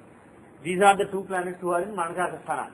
So, if you find a planet in Manakaraka Sthana, that too planet of 9th house of protection, is that good? In the financial matter, the protection is withdrawn basically. There is no protection. So that can give lot of anxiety. I don't know the reality, but it doesn't show during the dasha that's running right now. It doesn't show great financial position. It shows lot of tight situations basically, but managing. And if you see the next dasha of Shani, is it a good dasha or bad dasha? Why? Yeah, why is it not good? But Lavasthana is also Badhakasthana. Badhakasthana Lord is in the 12th house. That means tensions basically over. So there will be more financial stability in Shani Dasha than in Jupiter Dasha. Tensions will be over, there will be some relaxation, and he will be able to spend more confidently. Now spending will be, because 12th Lord is also in Manakaraka Sthana, not 9th Lord. 9th Lord being in Manakaraka Sthana, Jupiter, that shows protection being withdrawn. And the 12th Lord being in Manakaraka Sthana shows not being able to spend how much you want to spend. 12th house is the house of spending. Not being able to spend much. That is what 12th Lord being in Managarthasthana shows. Restrained spending. Shani in the 12th house, being the 11th Lord, he will direct whatever he is gaining into 12th house. So you gain a lot and you spend it, but without any anxiety. Because Badhakasthana in the 12th house. Always you find Badhakasthana in the 12th house, be assured that that will be a good dasha. So after Shani dasha comes, he will become more spiritual, his spiritual pursuit will reach a new height, and he will, financially there will be lot of stability, but health may be bad, but overall there will be more good, but he should watch out his blood pressure and also mental state. All the spiritual sadhana can also make him, it can make him detached from the material things, and it can lead to some kind of depression, because in Shasthamsa we see moon and Saturn. 8th Lord Saturn existing Lagna Lord Moon. That can show depression also. So there can be some depression, some negative emotions, depression. Not in this case, but in some cases when you see Saturn with Moon in Shasthamsa or D30, Simsamsa, you can even expect suicidal tendencies. Basically, no enthusiasm in life, no enthusiasm in life. So that is something you can expect. And sometimes a lot of spirituality also makes you become depressed. So that is possible. So those are the negative things that he should watch out for. Otherwise, financially it's a great period. Professionally, it will take him to new heights. Spiritually, it's a very good period. So that is what we can say about Mitnal Ramakrishna Rao Garu. Thank you. And he has done a very good job rectifying his chart. Excellent. Excellent. You are the first in class who did his own rectification and presented it to the class, and we are all very convinced. So, very good. Others also should try to do this. Okay? So with that I will end for today. Om Shanti Shanti Shanti.